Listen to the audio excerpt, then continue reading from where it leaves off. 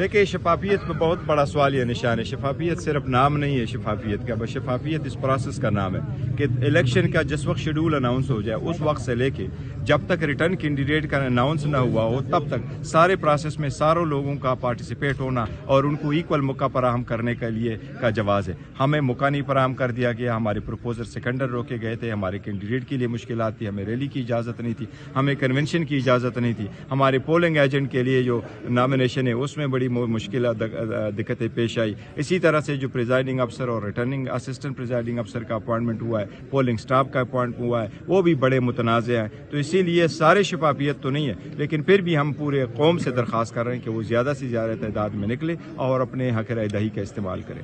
دیکھیں ہم پہلے بھی بتا چکے، بار بار بتا چکے ان لوگوں کو کہ آپ کوشش ایسے اقدامات کریں جس میں دھاندلی کی جو ہے کوئی گنجائش نہ ہو. لیکن اگر آپ لوگوں کے حقوق پہ ڈاکہ ڈالیں گے، آج کریٹیکل دن ہے، لوگوں کا دن ہے، وہ اپنا ووٹ استعمال کرے. اگر ان کو ووٹ ڈالنے سے روکا گیا، ان کو کاؤنٹ نہیں کیا گیا، ان کے ساتھ دھاندلی کی گئی تو حالات بدتر ہوں گے، بد سے بدتر ہو جائیں گے، اکانومی خراب ہو جائے گی، پورا سسٹم تباہ ہو جائے، ڈیموکریٹک پروسیس سے لوگوں کا اعتماد اٹھ جائے گا. لوگ جو ہے میں سمجھتا ہوں پھر 1977 کے جو حالات تھے اس سے بھی بدتر ہوں گے. شکریہ سر.